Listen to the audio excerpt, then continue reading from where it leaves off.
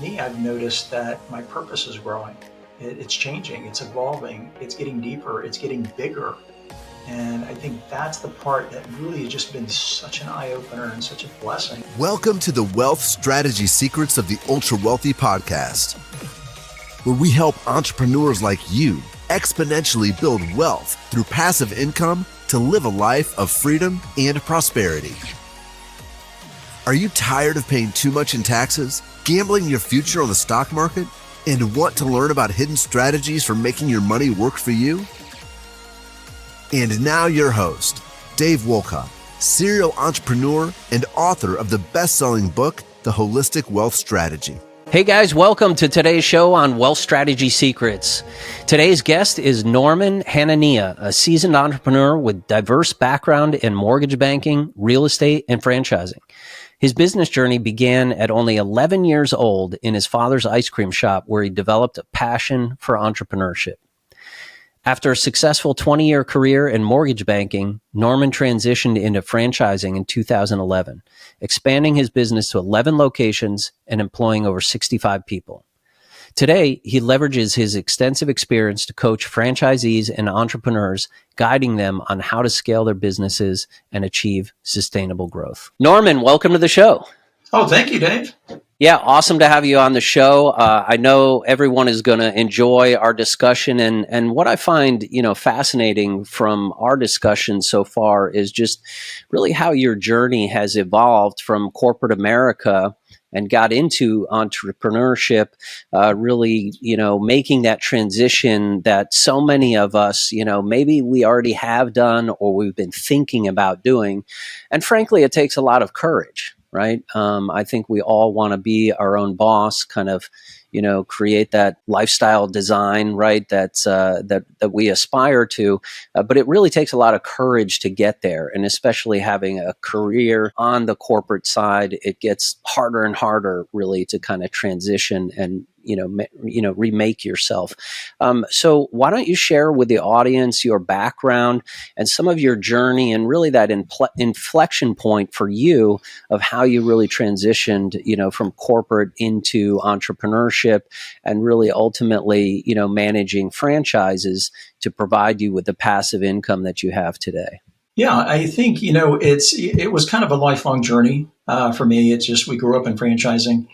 My dad had a small business, so it was kind of in my blood, and all of us have kind of, a lot of my siblings kind of have taken that path. But when I got into corporate America, I really enjoyed it. I knew that it just seemed that it kind of meshed with what I wanted right after college.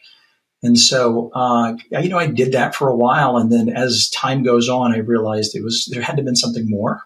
I had always had a desire for, I think it starts with the word freedom. I think a lot of us as entrepreneurs now, we're kind of in search of, we're in search of freedom of money, right? So that we're not tied to a paycheck, I think is kind of where my initial kind of desire, but I had no idea where to go from that. And then I got turned on to a book by Robert Kiyosaki and, Rich Dad, Poor Dad. I think you refer to it very eloquently as the purple pill, and which I absolutely love that analogy because it's the truth. So that book kind of set me on the path of getting my mindset right. And then, which led me to the next book of Cash Flow Quadrant. So I read that while I was in corporate America, and it just clicked. It really clicked. And I realized that for me to kind of take that path, I have to just look at things differently. The whole, cash flow quadrant itself just really kind of solidified that I was on the wrong side of where I needed to be. And that for me to have the life I wanted to have, of freedom of time, freedom of money, that I needed to be on the other side of the quadrant, the right side of the quadrant. And so anyway, that's kind of how it started with me, and just consuming that information while I was still working in corporate. And, from there, it naturally just morphed into, I was sitting there looking for real estate. And I was like, let me try the real estate gig. And ran and came across a dear friend, family friend. He had reached out to me and said, hey, I understand you're in the finance business, and, we own a bunch of shopping centers, and would you be willing to kind of come help me and restructure these loans and figure out what we can do with our current lender? So meeting with him on a Saturday one day in his office, I got really intrigued by the whole business model of, property ownership and with shopping centers. And needless to say, Dave, it wasn't, I don't know, probably about 4 months later, 5 months later, a deal crossed my desk after I reached out to a realtor and said, this is what I want. And he says, we got the perfect shopping center for you. I bought a shopping center and, brought in two partners and was running it for many, many years and learned a lot. And that set me on my whole path to being an entrepreneur, understanding passive income, which was just so important, and realizing just how much work it was to work a day job, but then also to see how fruitful and how rewarding it could be to have that first piece of passive income. And then from there, a great story is getting my hair cut. And I'm talking to, at this one place with franchising. And so I'm just in there getting my hair cut, talking to the manager. And, I think what did it for me with Great Clips was the fact that she said that she was meeting with a franchisee after she was done for the day. And I just said, how many times have you met with the franchisee? And she says, this will be my third time. And then I asked her, how long have you been working here? And she says, 3 years. And I said, so you've met with the franchisee once per year? And she says, yeah, he comes to town once per year. And I was like, well, where does he live? And so she had no idea where he lived. But she says, I think he lives in a state that starts with M, and he actually lived in Minnesota. But funny story, after that, I kind of looked and said, she told me there was a general manager that was running all of his locations here locally. So anyway, that started me on the franchising side of things, and getting back into franchising was just continuing to have the growth that I wanted to have the freedom that I want to have. And so, that's my path. Yeah. Excellent. No, and I know 90% of our listeners have read Cash Flow Quadrant, but if you haven't, strong recommendation, read it tonight. You can read it literally in a day or two. It's that quick. But just for reference, right, there's 4 different quadrants, and on the left-hand side of the quadrant, it really highlights how you can be either an employee, paid, and kind of go through life as an employee, and paid W-2 earnings, right? Or you can be self-employed, a business owner, someone like, let's say, a dentist, right, who is not actually earning money unless they're there doing work. And then on the right hand side of the quadrant, you have a B, which is for business system, which is creating a business system, which is like a franchise or Amazon or a large business. And then you also have I, which is for investor, right? And the investor is just making a professional investor making professional investments like we like to do in syndications, right? But I wholeheartedly agree with you that, after, my stint in the Marines and the corporate America, it was such an eye opener to really just, paint the picture of, hey, here's your choices. How do you want to play the game? How do you want to live your life? And of course, Tom Wheelwright really talks about, if you want to pay the least amount of taxes, you have to be a business owner and an investor. Also, really, if you want to have no cap on the income that you have to be a business owner. I mean, it's really that simple, outside of, top CEOs and, let's say, entertainers, or athletes, right? The majority of capital being made is really from business owners creating value in the marketplace where you can have unlimited potential on your growth, right? So for me, that really resonated, and that was such a helpful learning lesson. I think it's great for kids to really learn that. But I love your story, how you've really translated that, right, and followed your path into entrepreneurship.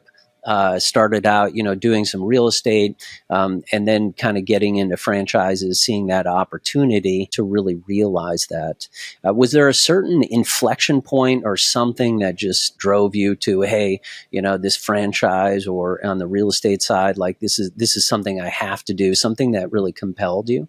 Oh, absolutely. Back when I was in corporate America, and I'm sure there's many listeners out there that have probably been through this before. I was working, countless hours in corporate America, and there were promises that were made that weren't fulfilled. With my boss that was above me, you kept getting bosses. Things just kept changing. Even though I was with a really, Fortune 50 company, I just realized I began to see the bureaucracy, and I began to see the pyramid, that if you had to work, it's just really, really just was a struggle to see kind of how you could work your way up within the corporate America. And it just seemed like I had a great experience while I was there, but I just realized it wasn't for me, Dave. And when I started going through that, I realized, I didn't want to wake up one morning and be in my 60s and pushed out into retirement and forced into retirement and then trying to figure out what the heck am I going to do now? And I think that kind of was a piece of it. The other piece of it was the fact that it was one of these things where I just didn't see the path to kind of where I really wanted to be. And I think what the inflection point, and it's so telling that I made the decision that I wanted to go that route for owning commercial shopping centers or starting my entrepreneurial journey. And I just told myself, this is my future. This is where I want to be. And I think I had to make a decision to burn the boats. I had to make a decision at that moment that I had to close all the other doors. And the only door that was left open was the one at the end of the hallway. And I had to go through that door for me to really achieve the life I wanted to have. Again, I was pursuing it purely for financial freedom. And as you know, and as probably many of your listeners know, that, once you go through it, you realize, man, there's so many other things that come with it, where as you grow, and it took me a little while to figure that out, but as you grow and you get bigger, the less time that it demands from you if you've done it the right way. And so that was a true eye opener. But, back to the inflection point, I just knew that I didn't want, I had just made the decision. I think it was just that simple. I just said to myself, there's a better life. There's a better way. I saw other entrepreneurs achieving and living a life that I was dreaming about. And the best thing that I could have ever done for myself was close all the doors and burn the boats and say, the only way that this is going to happen is I have to take the island and go in that direction. Yeah, no, that's really fantastic. And, it's interesting, because we're always talking about financial freedom, and that's kind of what gets the press, right? That phrase. And we all really, yearn for that, right? But as Dan Sullivan really cleverly talks about, there's really several freedoms, right? There's freedom of purpose. There's freedom of relationship, right? There's freedom of time, of these other things. And I think this is, what's really important for the listeners out there to understand is that as we design that ultimate life that we want to live, right? Becoming an entrepreneur, a business owner, or even as a professional investor, right? It's not only about that freedom of money, but I would guess, Norman, that your freedom of purpose probably 10x'd from the time that you left corporate America to what you're doing today. Oh, absolutely. Absolutely. I have, to your point, I didn't realize that freedom of purpose was the ultimate kind of pinnacle of, entrepreneurship. But now having been kind of knowing that that's it and being exposed to that concept like you, I can tell you that is the only thing that drives me. And you are absolutely correct, is that when you do pursue that freedom of purpose, it is a 10x multiple. It is. And I love the quote that I heard. I think Tom Wheelwright himself came up with this. And he says, you build a 2x business, and the 2x business helps fund your 10x business. And, your 10x business is your purpose. To me, it is everything that is centered around, where you wanted to be all along. And so I think it's so critical. But you're right. The 4 freedoms, like I said, most entrepreneurs start off with freedom of money. And you realize that with freedom of money comes freedom of time. Then comes the freedom of relationships, which is so critically important to everyone. And, the whole concept, Dave, of, using your business to buy your time back was just such a foreign concept to me. But it has been a game changer, an absolute game changer, that as I've grown my existing business, I now look for ways to buy my time back, whether that's a collaboration with another firm that can do things for me, whether it's hiring a new employee that can take things either off my plate or make us more efficient, or whether it's leveraging my existing team to take on some more responsibilities or watch them grow. And it has just been this whole entire entrepreneurial journey for me has just been such an amazing journey. And I wish everybody could really get a taste of this and realize that it is in your hands and it is available to everyone. And franchising was my avenue to do it. Others go directly into opening their own business. Some just stay in real estate. And to me, what I loved about the combination of having both is I look at my business as being the cash generator, and I look at the investments, the I side of a quadrant, as you were saying, and real estate, and the investments like you do, Dave, as being a preserver of that wealth and protecting those that principle. And so, yeah, I've loved it. I've loved it. Yeah, I really encourage people to do some real deep thinking on, the freedom, right? And what you're really looking for. Because again, on the surface, we think that financial freedom with passive income exceeding our expenses is going to get us to this nirvana land, right? And where we want to be. And we do aspire to that. But how is it going to change your life, right? You have to keep asking yourself why, right? Because, I believe that a lot of people are actually looking for financial freedom, and I include myself in there at different points in my career, that, it was really an escape from what I was currently doing. Right? When I was in corporate America, I wanted financial freedom, so I didn't have to do that job. But it was really more about purpose, right? And really finding that purpose. And now being able to have, the mission to serve others, wake up every day and, I'm constantly fascinated and motivated by the work I do. So I don't even use the word retirement is not in our vocabulary. It's, what am I going to be able to get done in the next 25 years? Where can we keep growing? How can we keep doing things? Whereas a lot of, others are just thinking about actually winding everything down. Yeah. Right.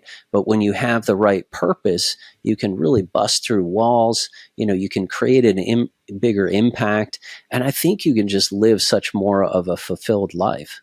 Yeah, Dave, you bring up a very good point about purpose, and I don't know if it's the same for you as it is for me, but purpose now is kind of evolving. In other words, it started off with, one purpose, and then as I started to kind of achieve the first purpose, like you said, it's the part that drives you, gets you up every morning, and it is such an amazing energy boost for me to be able to fulfill my purpose. But now my purpose is growing, and it's infinite, because you start looking at it and going, wait a minute here, if I can do this, then I can do this, and then I can do this. And your mind begins to expand, and it's basically you start to live a limitless life in your ability, realizing that, hey, wait a minute here, if I can conceive it, if I can dream it, then it can happen. It can really, really happen. And the beauty of being an entrepreneur is the fact that you have that foundation of having, income coming in while you're pursuing this purpose. And again, to me, I've noticed that my purpose is growing. It's changing. It's evolving. It's getting deeper. It's getting bigger. And I think that's the part that really has just been such an eye opener and such a blessing, is the fact that my purpose is now kind of getting bigger and bigger and bigger beyond even things that I even, could even dream of. And so I think that's the real gift of entrepreneurship. I think that's the real gift of, making sure that in my case, whatever you choose as your entrepreneurial journey, that you do it with gusto, you do it with, 100% devotion, you close all the doors, you burn the boats, and because you will achieve success. It's not a matter of if, it's a matter of when. If you're just tenacious enough and pursue it like you should, then once you hit that and you break through, it's just amazing. And, Dave, this brings me back to this amazing quote that I'd heard that says, entrepreneurship is, living a few years of your life like most people won't, so that you can spend the rest of your life like most people can't. And I don't know who made that quote, but they were a genius, because that is exactly what entrepreneurship is. What if everything you thought you knew about investing was wrong? Would you like to create a wealth strategy like the top 1% have and get exclusive access to top private equity deals that provide downside protection, tax efficiency, predictable cash flow, and have a lucrative upside? Discover how with the Pantheon Advantage and join our investor club today at pantheoninvest.com. Yeah. Yeah, no, that's really fantastic. And I think, getting into franchising is really such a great opportunity. We talk a lot about private equity and investing, right? You have to have capital before you can actually multiply it, right? So on that value creation side, I think the path to franchising is such a great way for many people who are, say, on the fence or maybe even thinking about a side hustle, right? To try to start something while they're at their day job, because really you're kind of self-funding that, and you can learn some of the ropes, reduce your risks, and kind of get into, franchising without taking all the risk, because you've got a proven model, you have systems that you can leverage and everything.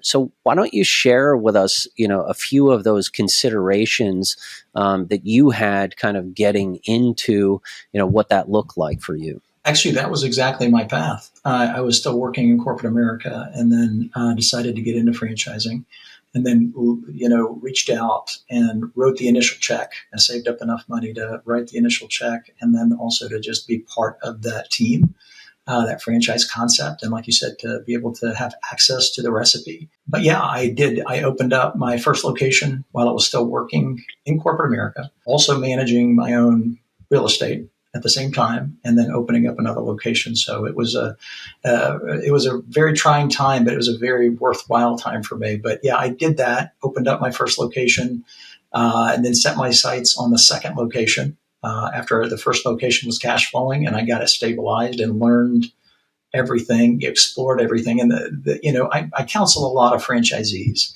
that are new franchisees that try to get into concepts and try to or grow. And I always say the same thing to them. You bought a recipe, stick to the recipe. Don't change a thing. Listen to what successful franchisees are doing and do it exactly how they do it. Don't alter the ingredients of any of the recipes. I used to, my favorite one is like when you're making chocolate chip cookies and then somebody gives you a great recipe and it says a pinch of salt. And most people go, why am I putting salt in a freaking cookie? Right? If I just add more sugar and take out the salt, it'll make it even better, and it just ruins it. So I use that example a lot with new franchisees, and they get it at that point. I was like, you have to follow it to the T, because that's what they spent the time and the effort and the energy to build. So, that's what my success. I followed it to T. I followed what successful people have done. I've done that my entire life. Always tried to seek out mentors that are in a particular field that are actually doing exactly what it is that I want, and that they're successful at it. And so that was, kind of how I did it. And then I just grew from one location to a second location.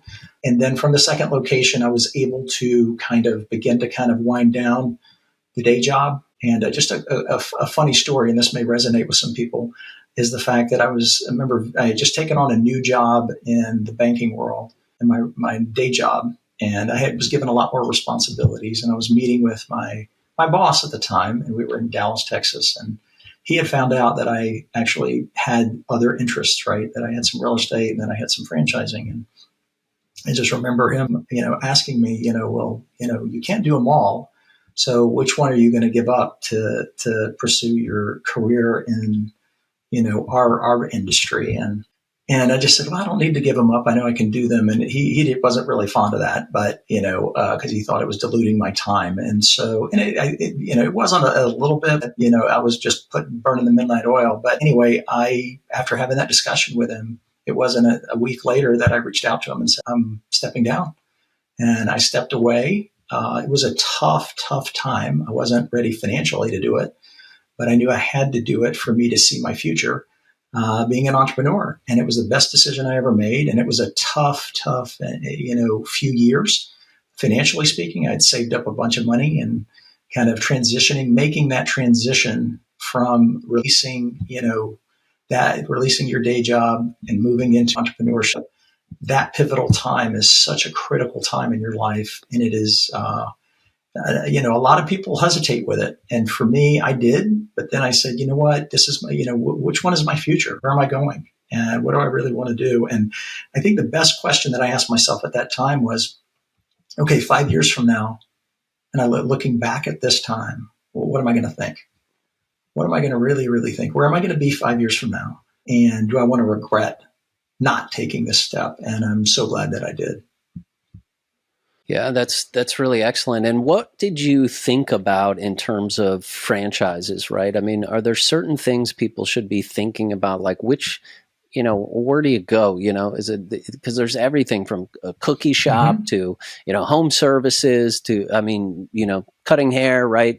You name it. How do you advise people to kind of really get their head around that? Is it following something they're passionate about? Is it, what are the things that you really look for on franchises that would be successful and, also, again, aligned towards that purpose that we're looking for? Yeah, that's a really great question, and a question I get quite often is, how do I know that which franchise is the right one for me? And I think, number one, it's a personal choice. Number two, I looked at number two for me, I looked at kind of the economics of the business. I don't know the first thing about cutting hair, and I looked for a franchise that, number one, was one that I would visit myself. It was one that I could see. It was one in my local neighborhood. I saw how it operated. I saw the actual, the boots on the ground, so to speak. I saw how the staff were interacting. I saw it firsthand as a customer in my case. And I think that's what attracted me to it. If you go into a franchise and you don't have that experience and it's all brand new, there's a lot of people out there that just look at the cost, or they look at, item 19, if you will, the FDD, the franchise disclosure document that discusses the financial health of the business or kind of what you'll make. And I tell people all the time, don't do that. What you want to focus on is focus on the business model, focus on the business. Does the business have longevity? Does it have a long runway ahead of it? Has it been there a while? To me, I chose a business that had been in business for, at the time, 25 years. And now it's 40 years that it's been in business. Yes, it's competitive. Yes, there's other franchisees, but it was a choice that I made to get into that business because of the staying power and the depth of the leadership.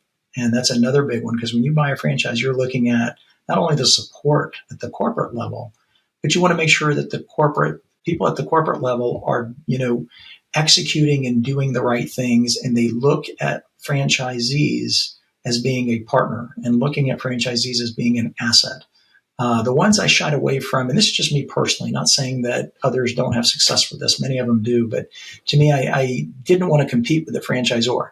There's a lot of franchises out there where the franchisor themselves have opened up retail locations or are in the business that you're in.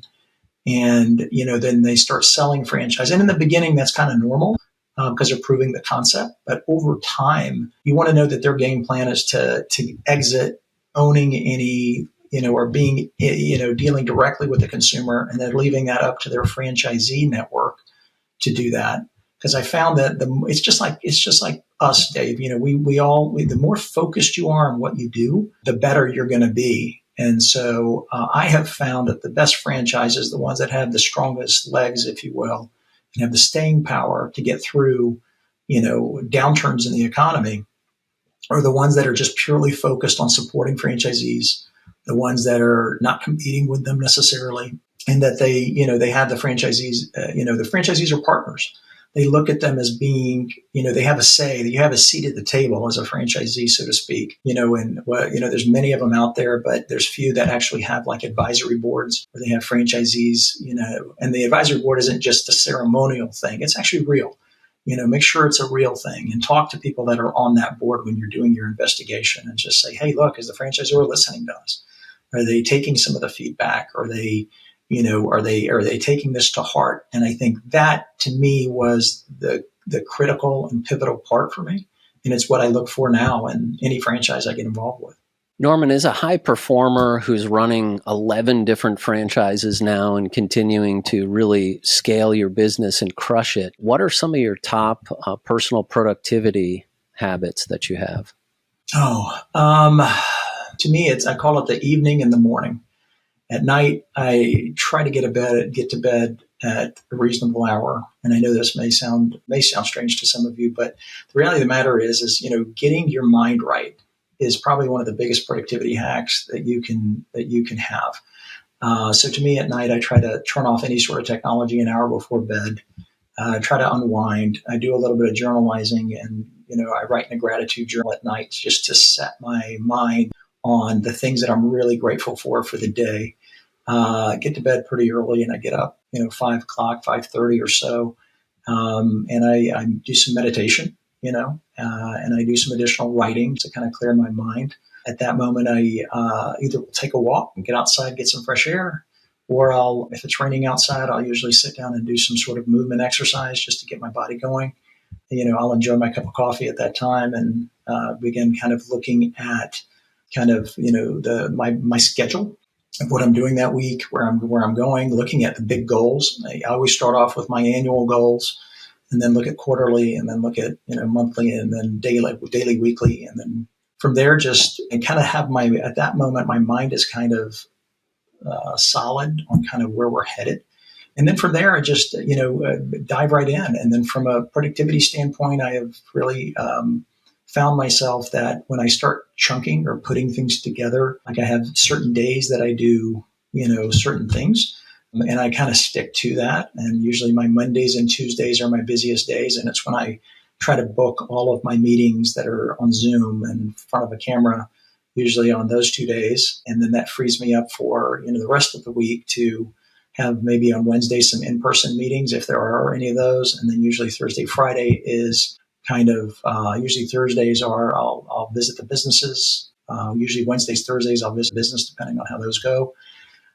Trying to take Fridays off, trying to take some free days. Dave, you and I are familiar with that concept. It's not always a doable concept sometimes, but starting to focus on Fridays being kind of a free day to just recuperate, think about my thinking. And I'm realizing now that how important that is, of just really thinking about your thinking, really thinking about your business, sitting down and and I know we shouldn't be doing that on a free day, but when you sit down, it's just really just think of the future, think of where your business is headed, think of what's around the corner.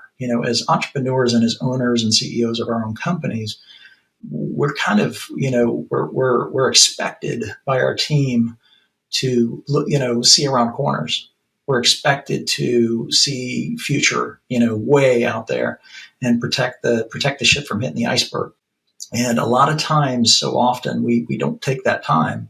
And I've been guilty of that. And so what I've committed to doing, at least in the last year or so, is having that time to really sit and think and ponder about kind of where we're headed. Where's my business headed? Where's the economy headed? What do we need to think differently? How do we need to think differently? What do we need to put in place from a process standpoint or a procedure standpoint, and who do we need to align ourselves with from a collaboration standpoint? So, those are kind of that's my week, but also my productivity, as best as I can say, my productivity hack at this point. Yeah, great insights there, Norman. And I'd like to unpack the evening routine, because I think morning routines get all the airtime, and everyone is always talking about, what's your morning routine and how can we optimize that? But, you really hit the nail on the head with the evening routine. And in fact, I heard someone say it, I can't recall who, but they talked about, your morning actually starts with the evening before. Right.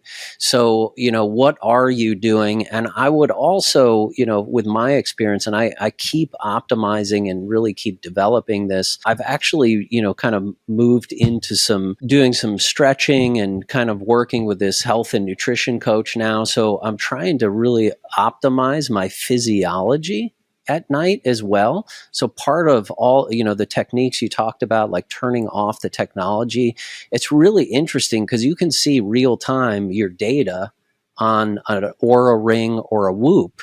and look at your heart rate and your HRV. So if you're watching some kind of action movie or some kind of, things on TV, it's amazing how elevated, you will be versus if you go and you take a walk, you kind of, calm things down, you remove yourself from the technology. And then one thing I've started doing recently is actually working into a nice kind of stretching routine and foam rolling in the evening, and then doing hot shower. Sauna is even really ideal because you basically get your body really hot and then it tries to overcompensate and then cools itself down. So I'm really seeing some improvements in my sleep scores there. And, to your point, it's all around getting your mind right. Right. So if you can get your body right, your mind is going to be right. And it all starts in the evening. So I think some really, good thoughts, good ideas there for all of us to, keep developing. Yeah, you hit that. Yeah, I mean, to me, you and I do. There's a lot of similarities in what we do, and I always say this. Success breeds success. Other people kind of do the same things. Yeah, that my evening routine, I figured out, Dave. To your point, I would try so hard to make my morning routines my focus, but my evening routines were a train wreck. And I was like, man, why can't I just get into it in the morning? I'd oversleep. I'd be exhausted. I'd be tired. And I was like, wait a minute here. I got to get onto this. And I got to focus on what I'm doing before I go to bed. So some of the things I do, obviously, people know you shouldn't be eating more than like 3 hours before bedtime. So I try my best not to eat within 3 hours of me going to bed, which allows your body to kind of process. It's actually better. I think I read somewhere it's actually better to kind of go to bed with a little bit of hunger, just a little tiny bit of hunger. When you go to bed, you actually sleep better. So I do that. And then we talked about, turning off what I call screen time. No screen time an hour before. So I try to shut off everything. That includes my phone. That includes the laptop. It's really tough to do with a phone, by the way, because it's always in your hand and you want to touch it, but TV is easy for me to shut it off. But I just shut it off. And that's usually what I usually that hour to about 2 hours before bed. I begin to kind of unwind. I'm really careful about what I watch, right? That last 2 hours before bed, making sure that whatever I watch is either, that it's, knowing that I'm going to dream about it. So I think to me, what did it for me is, hey, wait a minute here. What am I watching? Because I'm going to have to dream about this. It's going to be the last image in my head. And it's going to be, so if you, to me, it changed dramatically. I watch things that are kind of much more, I would say motivational, much more, sometimes I'll watch a little bit of comedy, something funny, kind of unwind. But then that last hour is so critical. Aside from no screen time, what I do is then I go walk around the house and I start dimming the lights and I start turning down the lights. And I refuse to turn on any bright light for that last hour while I'm kind of writing. And I think just the journalizing or the gratituding, as I call it, writing about everything you're grateful for, that before you go to bed is so much more important than doing it the next day when you wake up. Because I think once you sit back and you focus your mind on all the wonderful things that have happened that day, and it gets tough in the morning, it gets tough in the beginning, but once you really get good at it, you really start looking for all of the things you're grateful for, all the things you're thankful for, all the big wins that you had for the day. You believe it or not, you accomplish quite a bit in a day. And so I just start to capture as many of those as I can. And it's like peeling back the layers of an onion, right? You really don't have a lot. It's kind of crusty and brown on the outside, but you start really getting down to the really good stuff. And you're like, oh yeah, I forgot. I did that today, or I had that interaction. I had an amazing meeting. And so when I find that when I write that down, I go back and I reread it. And it just sets my mind in the right intentions and sets my mind in the right kind of frame of mind. And, that's where you sleep through the night. I find that, people that, I've had this problem too, where you wake up in the night. I learn now if I ever wake up in the middle of the night, I jump up and grab a pad, paper, and get out of my head and go, and I'll write. And I'm like, what am I thinking about? What's on my mind? And then I go back, I'm sleeping like a baby again. But anyway, that nightly routine, and I'm not perfect at it, believe me. We all have our weekends where we're having a late dinner with some friends and family and things like that. But if you get into it, believe it or not, your body just starts to shift and begins to expect you to be in bed at this certain time. It expects you to be, to dim the lights. And so, but yeah, that, to your point, not a lot of people focus on the evening routine. And to me, that is the critical thing that you should do, because I launch up in the morning without an alarm clock. I mean, that's just how my body works. It's just, it knows when to get up, and I get up without an alarm clock, and I spring out of bed, and, I'm able to conquer the day. Yeah. Great insights. Norman, really appreciate your time today and sharing all your wisdom with the audience today. I think it's been really insightful. If people would like to connect with you, learn more about what you're up to, what's the best place for them to reach out?